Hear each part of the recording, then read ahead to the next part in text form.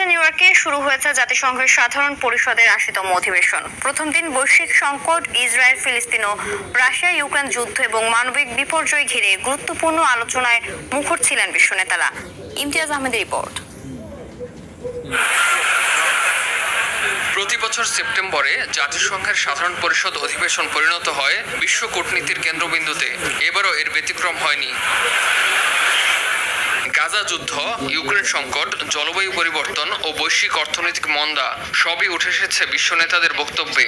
অনেকেই দ্বিরাষ্ট্র সমাধানের উপর গুরুত্ব দিয়ে বলেছেন, স্বতন্ত্র ফিলিস্তিন রাষ্ট্র ছাড়া মধ্যপ্রাচ্যে শান্তি প্রতিষ্ঠা সম্ভব নয়। অধিবেশনের উদ্বোধনী দিনে বক্তব্য দিয়েছেন তুরস্কের প্রেসিডেন্ট রিসেপ তাইয়েপ এরদোয়ান। এদিন বিভিন্ন বিষয়ে কথা বললেও গাজায় প্রায় 2 বছর ধরে চলা ইসরায়েলি আগ্রাসনকে সবচেয়ে বেশি প্রাধান্য দিয়েছেন তুরস্কের president. Yemen'e, Lübnan'a saldırılar düzenleyerek bölge barışını da ফিলিস্তিনের ক্ষুধার্ত মানুষের ছবি দেখিয়ে অধিবেশনে গাজার মানুষকে অভুক্ত রাখা দখলদার ইসরায়েলের তীব্র সমালোচনা করেছেন এরদোয়ান। bu vahşetin sorumluluğuna আপনার বিবেককে উপলব্ধি করুন আর এই প্রশ্নগুলোর উত্তর দিন। 2025 সালের এমন বর্বরতার জন্য আমাদের কি যুক্তিসঙ্গত কোনো কারণ আছে? এই লজ্জাজনক ছবি গাজায় হচ্ছে এবং গত 23 মাস ধরে অনবরত হচ্ছে। Filistinli mazlumların yanında মার্কিন প্রেসিডেন্ট ডোনাল্ড ট্রাম্প সাধারণ পরিষদে তার ভাষণে বিশ্ব নিয়ে নিজের ভীষণ তুলে ধরেন। বৈশ্বিক প্রতিষ্ঠানগুলোর ভূমিকা নিয়েও কথা বলেন ট্রাম্প। জিম্মিদের ফেরত আনা এবং গাজা যুদ্ধ এখনই থামানোর কথা বলেন মার্কিন প্রেসিডেন্ট। তবে অন্যবারের মতো এবারও গাজা যুদ্ধ বন্ধ না হওয়ায় হামাসের উপর দায় চাপান।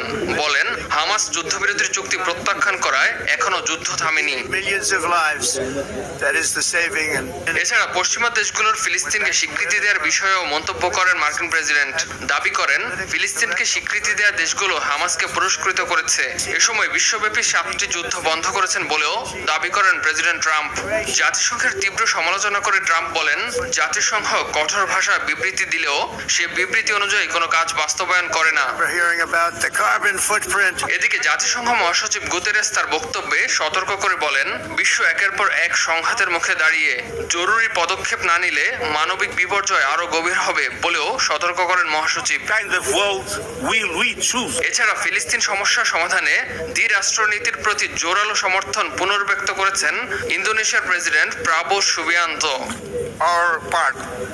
বিশ্বের সবচেয়ে বড় কূটনৈতিক এ মঞ্চে দেয়া বক্তব্য কেবল আলোচনা নয়, ভবিষ্যতের বৈশ্বিক নীতি নির্ধারণেও বড় ভূমিকা রাখবে, এমনটাই মত বিশ্লেষকদের।